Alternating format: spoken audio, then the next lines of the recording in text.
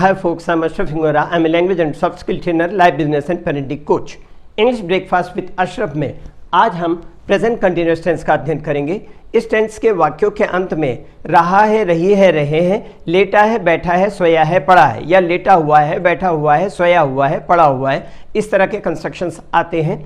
और इसका फॉर्मूला देखने से पहले मैं बता दूं कि आई के साथ हमेशा एम का प्रयोग होता है as helping verb, he she it और सिंगुलर नेम के साथ इज का प्रयोग होता है हेल्पिंग वर्ब के रूप में, और बाकी सारे सब्जेक्ट्स के साथ में आर का प्रयोग होता है हेल्पिंग वर्ब के रूप में। उसके बाद verb plus ING plus object plus time. Formula और एग्जांपल देखें।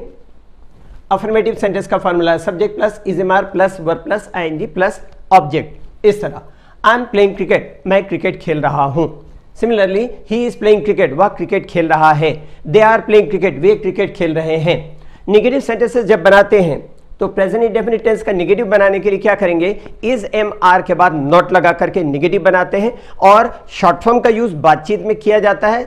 शॉर्ट फॉर्म का कॉन्ट्रैक्टेड फॉर्म का यूज करने की हैबिट डालिए। स्पेशली ध्यान रखना है कि एम का कॉन्ट्रैक्टेड फॉर्म एमंट नहीं होता, इसलिए एम नॉट का आपको एम नॉट ही लिखना पड़ेगा, एम नॉट ही बोलना पड़ेगा। लेकिन इज नॉट का इजंट, आर नॉट का आरंट, इस टाइप का यूज कर सकते हैं। फॉर्मेशन का कंस्ट्रक्शन देखें, subject plus is am are plus not plus verb plus ING plus object. Example है I am not playing cricket, मैं क्रिकेट नहीं खेल रहा हूं। ही इजंट प्लेइंग क्रिकेट, वह क्रिकेट नहीं खेल रहा है। दे आरंट प्लेइंग क्रिकेट, वे क्रिकेट नहीं खेल रहे हैं। तो इस तरह से हुआ निगेटिव। और इंटरोगेटिव फॉर्मेशन में इज एम आर को सब्जेक्ट के बाहर ले आएंगे और इज एम आर का पहला लेटर वो कैपिटल हो जाएगा, सब्जेक्ट का सारा पहला लेटर स्मॉल होगा, आई को और प्रॉपर नाउन को छोड़ करके। और उसके बाद का कंस्ट्रक्शन सेम है, एग्जांपल से समझ लें। Is am are plus subject plus verb plus ING plus object. Is he playing cricket, क्या वह क्रिकेट खेल रहा है। आर दे प्लेइंग क्रिकेट, क्या वे क्रिकेट खेल रहे हैं। इज ही प्लेइंग इस तरह से जो भी फॉर्मेशन है, बड़ा सिंपल सेंटेंस है। अगर आप देखें तो इसका कंस्ट्रक्शन बहुत डिफिकल्ट नहीं जाता। निगेटिव सेंटेंस का इंट्रोगेटिव बनाने के लिए इज एम आर को सब्जेक्ट के बाहर लगाएंगे, उसके बाद सब्जेक्ट, उसके बाद नॉट का यूज होगा। या बातचीत में कॉन्ट्रैक्टेड फॉर्म का यूज करते हैं तो इजंट और आरंट एक साथ, वो शॉर्ट फॉर्म उसका कॉन्ट्रैक्टेड फॉर्म जो होगा सब्जेक्ट के बाहर आएगा। एम नॉट में ये नहीं होगा क्योंकि एमंट इसका कॉन्ट्रैक्टेड फॉर्म होता नहीं है। अभी एग्जांपल में आप देखें, इसके पहले फॉर्मूला देख लीजिएगा। Is am are plus subject plus not plus verb plus ING plus object, तो फॉर्मेशन होगा is he not playing cricket या isn't he playing cricket. Similarly are they not playing cricket या आरंट दे प्लेइंग क्रिकेट। तो ये हो गए हमारे present continuous tense के कुछ एग्जांपल। अब इनके डिफरेंट यूजेस देखें। प्रेजेंट कंटीन्यूअस टेंस के डिफरेंट यूजेस कैसे होते हैं।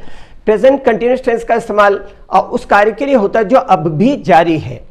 आप एग्जांपल से समझेंगे, जैसे ये सामने आपके example, why are you sitting at my desk, तुम मेरे मेज पर क्यों बैठे हो, मेरी मेज पर क्यों बैठे हो, मतलब ये कार्य अभी जारी है। यहां पर आप यूज करेंगे प्रेजेंट कंटीन्यूअस टेंस का। बी में एग्जांपल देखिए, the clouds are moving across the sky, बादल आसमान में एक तरफ से दूसरी तरफ बढ़ रहे हैं। एक ये यूज हो गया। दूसरा यूज है उस कार्य के लिए जो अभी भी हो रहा है, लेकिन जरूरी नहीं है कि बोलते समय हो। आपको एग्जाम्पल से क्लियर होगी बात। देखिए, I am reading a book on personality development, मैं व्यक्तित्व विकास पर किताब पढ़ रहा हूं। तो हो सकता है जब वो कह रहा है तब भी पढ़ रहा हो सकता है कि वो इन दिनों पढ़ रहा हो। सिमिलरली दूसरा एग्जांपल है, उसमें और क्लियर बात पता चलेगी। He is teaching English and learning French, वह इंग्लिश सिखा रहा है और फ्रेंच सीख रहा है। इसका मतलब इन दिनों सीख रहा है, बोलने के समय नहीं। तो इस तरह से भी इसका इस्तेमाल होता है। फिर आगे इसका इस्तेमाल देखेंगे, उस कार्य का वर्णन करने के लिए जो योजना या प्लानिंग के मुताबिक भविष्य में होने वाला है। जैसे I am leaving for Bombay tomorrow, मैं कल बॉम्बे रवाना हो रहा हूं या होने वाला हूं। रवि एंड विजय आर, मैं इसको आपको दिखा दूं, ये I am leaving for Bombay tomorrow, मैं बम्बई के लिए कल रवाना हो रहा हूं या होने वाला हूं। दूसरा, Ravi and Vijay are meeting tonight, Ravi और विजय आज रात को मिल रहे हैं। तो इस तरह से कुछ एग्जांपल हो गए। और अगर मान लीजिए सिर्फ इंटेंशन या इरादे का बोध होता है तो बी गोइंग टू का इस्तेमाल करते हैं यहां पर। जैसे एग्जांपल देखेंगे, I am going to sell my computer, I am going to sell my computer, मैं अपना कंप्यूटर बेचने वाला हूं, है ना। आपने क्या किया है, इरादा किया है। अब अगर मान लीजिए ग्राहक मिल गया है आपको, तो क्या बोलेंगे, मैं अपना कंप्यूटर बेच रहा हूं, I am selling my computer. तो इस तरह से कुछ एक एग्जांपल, स्पेशली क्या होता है, इनके यूजेस को समझना जरूरी है, ताकि आप जो जनरल पहचान होती है वो तो ठीक है, जो जनरली हमने देखा इजमार प्लस वर प्लस आईएनजी का यूज हुआ, नेगेटिव बना, इंट्रोगेटिव बना, क्वेश्चन वर्ड्स, क्वेश्चन टेक्स वगैरह जो भी इंट्रोगेटिव फॉर्मेशन बना, नेगेटिव का इंट्रोगेटिव बना वगैरह। लेकिन इन चीजों को भी समझना जरूरी है कि यहाँ पर किस तरह से यूज होगा। फ्यूचर के सेंस पर भी आप प्रेजेंट कंटिन्यूअस टेंस का आपने यूज यहाँ पर देखा। ये हुआ प्रेजेंट कंटिन्यूअस टेंस फिनिश। जैसे और भी आपके वीडियोस में मैंने इन चीज़ों को कहा है, think in English, make a habit. शुरुआत में आपको लगेगा सोचने के लिए इंटेंशनली, अरे हाँ यार मुझे सोचना है इंग्लिश में। धीरे धीरे क्या होगा, बार बार रिमाइंड करोगे, उसके बाद आपकी हैबिट हो जाएगी इंग्लिश में सोचने की। आपको सेंटेंसेस बनाने में आसानी होगी अगर आप दिन भर, आप अंदाज लगाइए कि एक दिन में 40 से 60,000 70,000 तक थॉट्स आते हैं। अगर 10% भी सीधा आप इंग्लिश में सोचेंगे, शुरुआत में एकदम 10% नहीं होगा, आपको रिमाइंड करना होगा खुद को, नहीं यार थिंक इन इंग्लिश। ग्रेजुअली ये होगा कि आप 10% करेंगे, और एवरेज अगर आप लेके चलें तो 10% मतलब एक दिन में 4000 सेंटेंस होते हैं, और एक हफ्ते में आप अंदाज लगाइए कि आपको इन ए वीक महसूस होगा it is not difficult to speak English fluently. फिर डिफिकल्टीज जाएंगे, कहीं पर कुछ ऐसे कंस्ट्रक्शंस होंगे सेंटेंसेस के जो थोड़े से हटके लगेंगे, यार ये कैसे बनेगा, तो वहां पर डिफिकल्टीज जाती है। उसके लिए सॉल्यूशन मेरे पास है। ये मेरी 5th बुक है। मेरी बुक है इसलिए नहीं बता रहा हूँ, 10 साल से मार्केट में अवेलेबल है। मुझसे आप लेना चाहेंगे तो आप मुझे व्हाट्सएप कर सकते हैं, मुझे फोन कर सकते हैं, और ये बुक आपको स्पेशल डिस्काउंट पर अवेल कराई जाएगी।